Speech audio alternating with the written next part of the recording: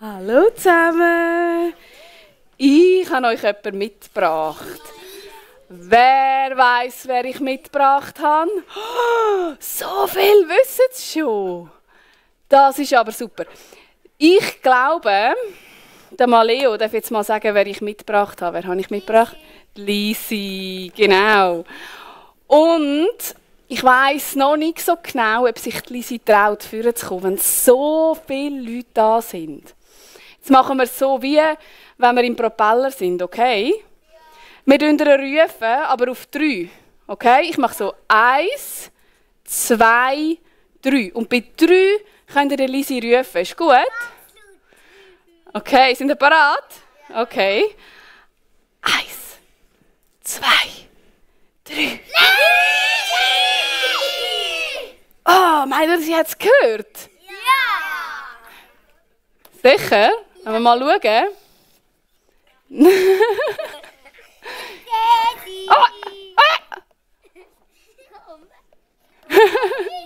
Ja, vielleicht müsst ihr noch mal.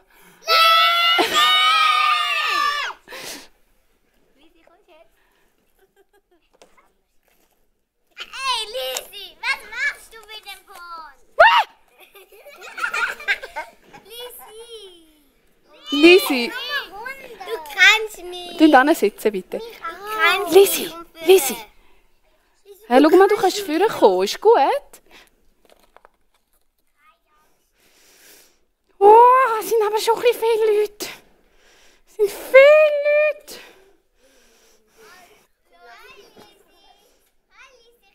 Hallo. Wow. Aber, oh! Tunja, du hast mir es nicht gesagt. Was habe ich dir nicht gesagt? Ja, es hat grosse. Was meinst du mit grosse? Ja, so grosse. Was meinst du mit grosse? Ja, die sind viel grösser als die anderen. Meinst du Erwachsene? Ja! Aber du bist ja, Lisi, auch erwachsen. Lisi, ich bin auch erwachsen. Sicher? Ja, manchmal bin ich mir auch nicht so sicher. Ja, ich auch nicht. Aber die kenne ich alle nicht. Die sind alle so fremd. Was mache ich jetzt mit all denen? Zählen? Ja. Aber ich kann nicht so weit zählen. Also, ich fange mal an. 1, 2, 3, 5, 7, 100, 200, 300, 1000 Leute. 1000! 1000 sind's! Wow! Wow! Hast du das gewusst, dass es 1000 sind? Sind es 1000? Ja, 1000! Mindestens! Du erzählst 1000 1000 Witze, Lisi. Witzli? Nein, so viel kann ich nicht. So viel kann ich nicht. Oh, aber es ist schön, sind ihr alle da. Weil, habt ihr etwas gemerkt? Ja, das ist eine Party. Ich bin heute mega schön. Wunderschön. Habt ihr euch heute Morgen auch schön gemacht? Ja. Tun mal aufstrecken. Alle, die heute Morgen sich schöne Kleider angelegt haben. Extra schön. Wer hat alles extra schöne Kleider? Wow. Wisst ihr, was ich gemacht habe? Noch etwas Besseres. Ich habe ein Hütchen angelegt. Weil heute ist... Heute ist Party. Party, ja. Weil heute kommt nämlich... Wow, heute kommt der König. Wow, der König. Ja, darum habe ich ein Hütchen angelegt. Extra für den König. Wollt ihr auch ein Hütchen? Ja.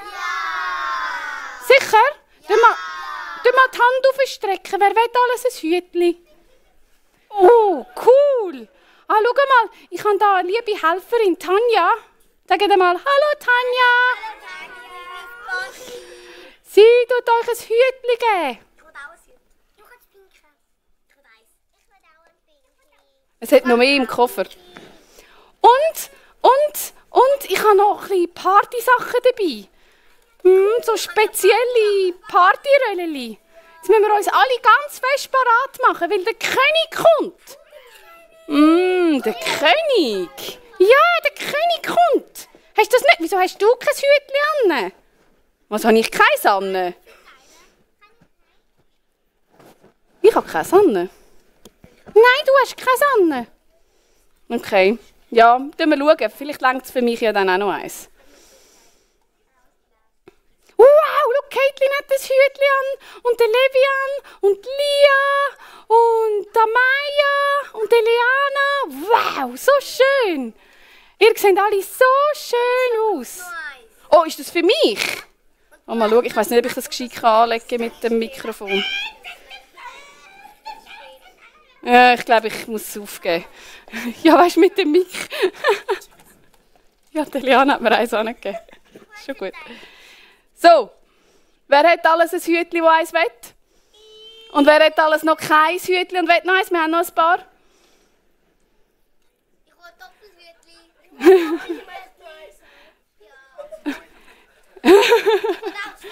Also, jetzt müsst ihr euch parat machen. Gut, also, jetzt könnt ihr noch, genau, Tanja verteilt nämlich noch unsere extra Special Effect Bomben.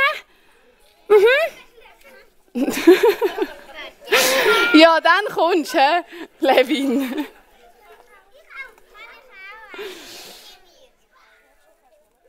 Genau. Ja, schau, kannst du eine nehmen, Elias. Es hat da im Koffer drin, hat's auch noch eine. Nein, ist gut.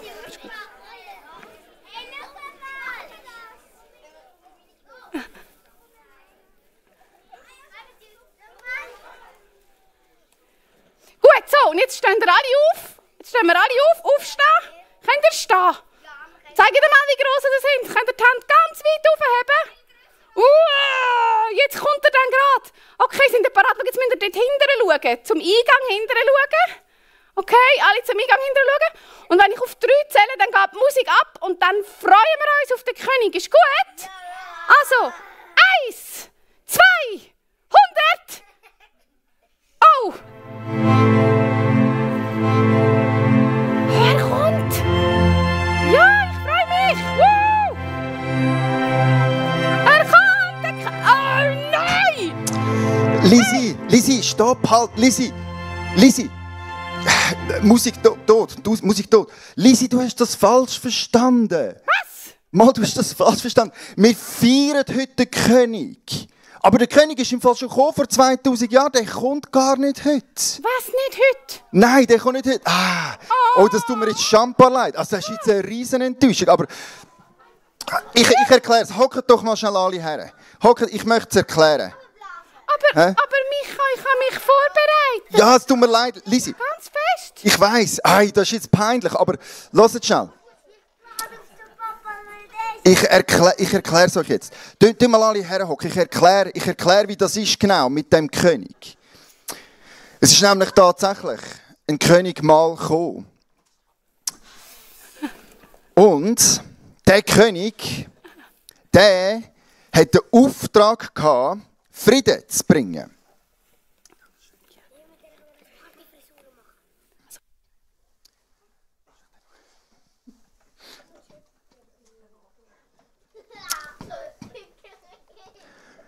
Und der König, der vor 2000 Jahren kam und der, den wir heute feiern, der hat einen Ehrentitel gehabt und einen speziellen Auftrag. Sein Titel war Friedenfürst.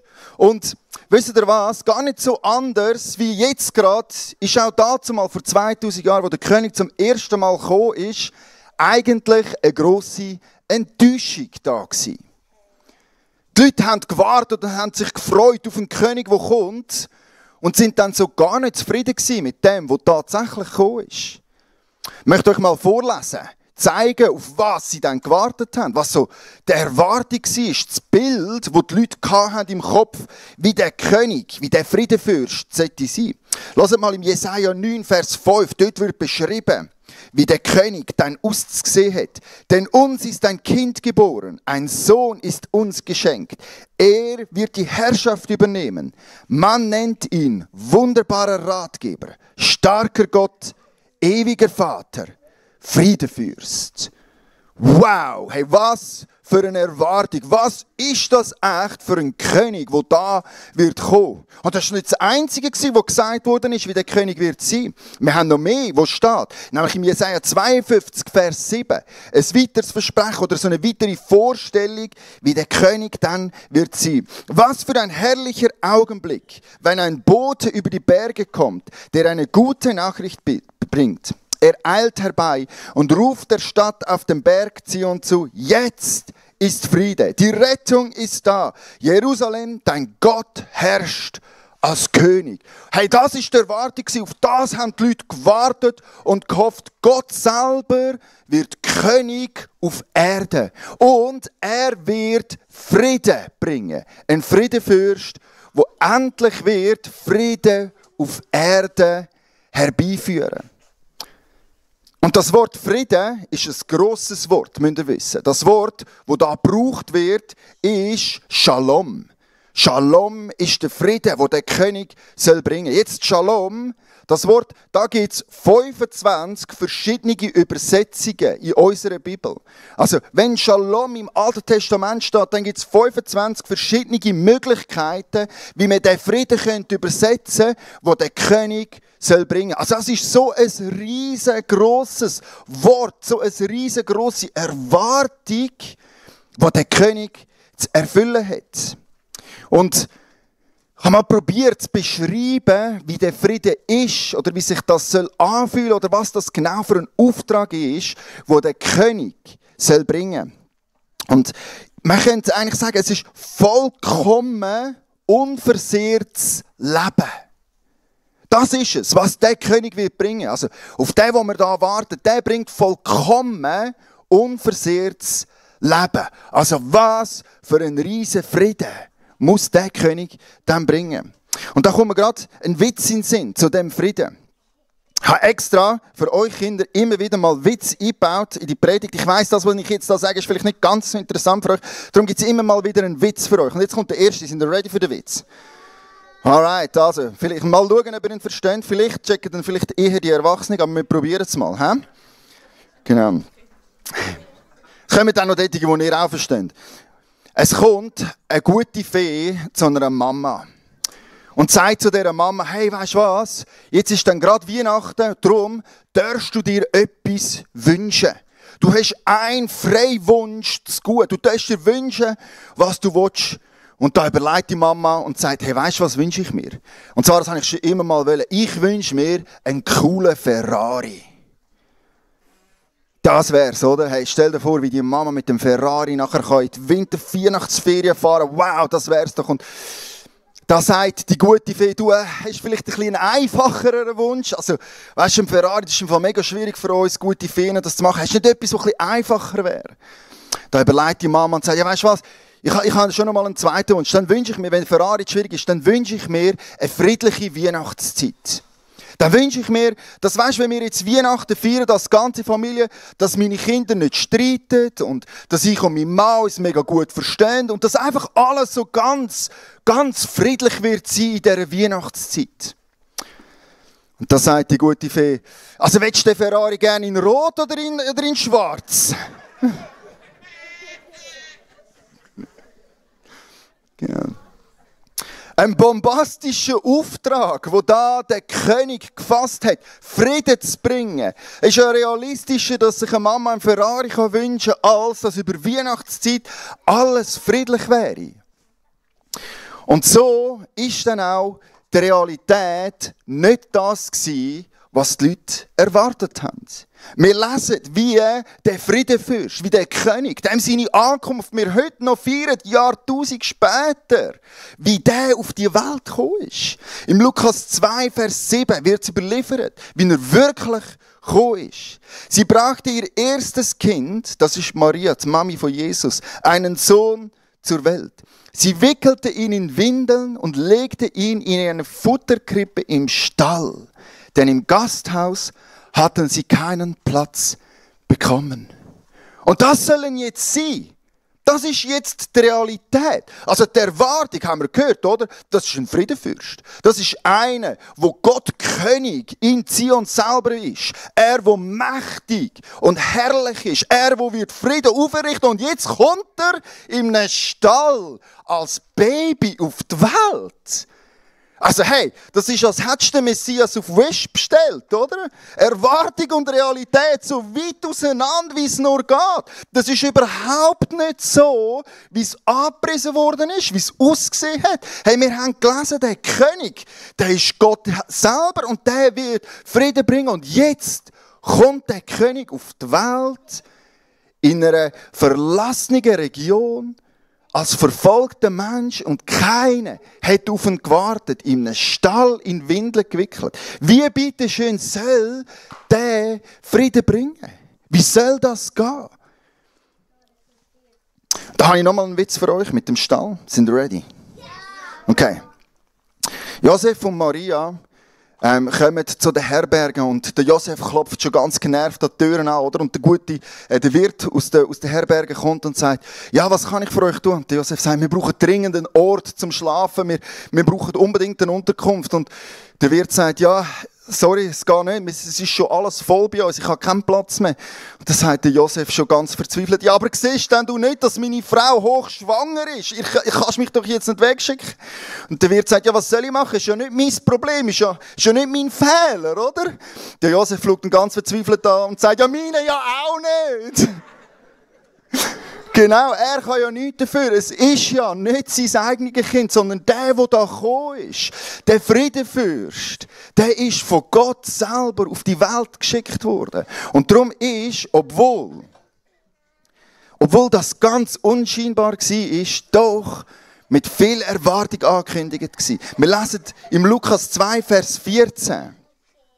Was die Engel gesungen haben, wo Jesus auf die Welt gekommen ist. Ehre sei Gott im Himmel, denn er bringt der Welt Frieden und wendet sich den Menschen in Liebe zu. Also das ist tatsächlich die Erfüllung in der Person von Jesus. Er hat tatsächlich Frieden auf Erde gebracht. Und ich möchte euch heute einfach kurz erzählen, was das für eine Qualität ist von dem Frieden, wo Jesus uns gebracht hat. Jesus hat nicht so Frieden gebracht, wie sich die Menschen das erhofft haben. Die haben gehofft, dass jetzt ein König kommt und dass der Frieden in Israel bringt.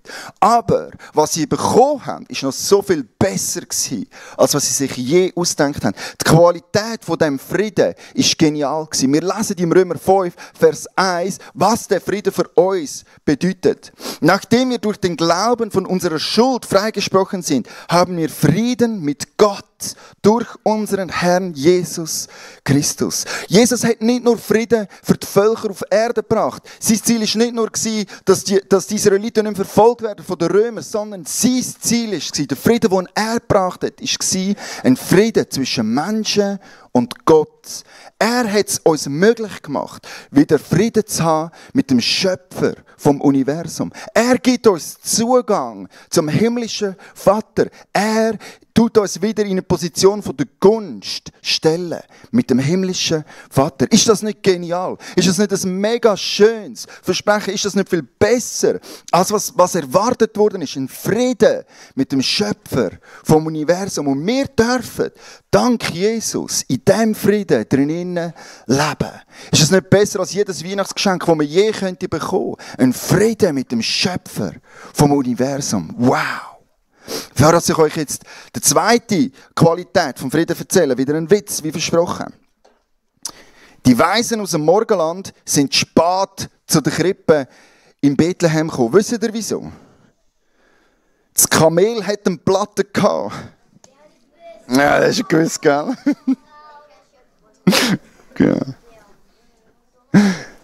Also er hat nicht nur Frieden zwischen Gott und den Menschen gebracht, sondern er hat auch einen Frieden gebracht, der tiefer ist, als wir uns das vorstellen können. Im Johannes 14, 27 sagt Jesus: Auch wenn ich nicht mehr da bin, wird doch der Friede bei euch bleiben. Ja, meinen Frieden gebe ich euch. Einen Frieden, der euch niemand sonst auf der Welt geben kann. Deshalb seid nicht bestürzt und habt keine Angst. Hey, Gott gibt uns Menschen zu Weihnachten ein Geschenk. Und zwar, er gibt uns Seelenfrieden. Er gibt nicht nur Frieden auf Erde, sondern er gibt uns Frieden für unsere Seele. Auf Englisch kannst du das so schön übersetzen. Dort kannst du sagen Peace of Mind.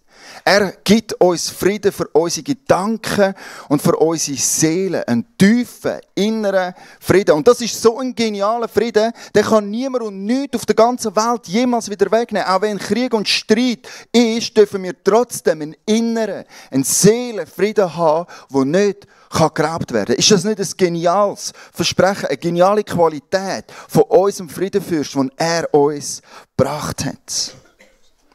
Und was noch weitergeht, über das daraus raus, Frieden mit dem Vater im Himmel, Frieden für unsere Gedanken, für unsere Seele. Er hat uns auch Frieden gebracht für unsere Beziehungen. Im Kolosser 3, Vers 15 lesen wir. Und der Friede, den Christus schenkt, soll euer ganzes Leben bestimmen. Gott hat euch also dazu berufen, in Frieden miteinander zu leben. Ihr gehört ja alle zu dem einen Leib von Christus. Er hat Frieden gebracht in Beziehungen drinnen. Was ist besser als ein Weihnachtsgeschenk bekommen? Jesus. Das ist immer wahr. Genau. Ich habe etwas anderes gemeint. Was ist besser als ein Geschenk bekommen? Und alle Eltern sind einverstanden mit mir. Es ist ein Geschenk gegeben. Das ist besser als ein Geschenk bekommen. Als Eltern, wenn du deine Kinder kannst beschenken, ist es so etwas Schönes, weil du darfst etwas weitergeben, was du hast. Und das ist genau ein Frieden, den wir weitergeben dürfen. Der Frieden, den wir haben, bekommen vom Vater, der darf weitergegeben werden. Das ist ein Beziehungsfrieden. Untereinander dürfen wir vereint sein in dem Jesus Christus drinnen. Also er macht uns nicht nur Frieden, er gibt uns nicht nur Frieden mit dem Vater, er gibt uns nicht nur Frieden für uns selber, sondern er gibt uns auch Frieden miteinander, indem er sagt, hey, ihr seid jetzt alle zusammen verbunden in meinem Leib drinnen. Ist das ein genialer Frieden, den er bringt? Und der Frieden, der macht zudem auch noch glücklich. In Matthäus 6, Vers 5 lesen wir: Glücklich sind, die auf Frieden bedacht sind, denn sie werden die ganze Erde besitzen. Hey, Friedensschaffer, die für Frieden einstehen, die den Frieden vom Vater bekommen und in Empfang nehmen, das sind die Menschen, die sich glücklich dürfen nennen. Wir dürfen, dank dem Geschenk von Jesus Christus, dürfen wir uns glücklich schätzen. Und für das können wir tatsächlich dankbar sein. Und das ist der Grund, wieso wir dürfen miteinander Weihnachten feiern. Der Friedenfürst ist gekommen. Dazumal und auch heute ist er in unsere Welt hineingekommen, auf das wir dürfen sein Frieden, sein Shalom in Anspruch nehmen. Hey, für das möchte ich jetzt Danke sagen. Für das möchte ich in einem Gebet Jesus Christus Danke sagen. Ich dürfe gerne mit mir zusammen dem Friedenfürst Danke sagen, dass er in unsere Welt drin hineingekommen ist. Die Band darf sich gerne bereit machen. Wir steigen nachher gerade wieder ein in eine Zeit der Anbetung. Jesus Christus, ich danke dir von ganzem Herzen, dass du in unsere Welt drin hineingekommen bist. Dass du uns den Frieden gegeben hast. Dass du uns einen Frieden gegeben hast mit dem Vater. Dass wir Zugang haben zum himmlischen Vater. Ich danke dir, Jesus Christus, dass du mir einen Seelenfrieden gibst, der tief in mir drinnen wohnt und wo kein Umstand von dieser Welt je wegnehmen kann. Ich danke dir, dass du mich eins machst, dass du mich verbindest mit meinem Nächsten und dass ich den Frieden weitergebe. Und danke vielmals, dass dein Frieden mir Glück bringt. Ich lobe dich und ich preise dich. Danke vielmals, bist du in unsere Erde, in unsere Welt drin hineingekommen. Amen. Amen. Hey, lass uns jetzt in einer zweiten Zeit einfach dem Friedenfürst zusingen und ihn loben und preisen mit Liedern.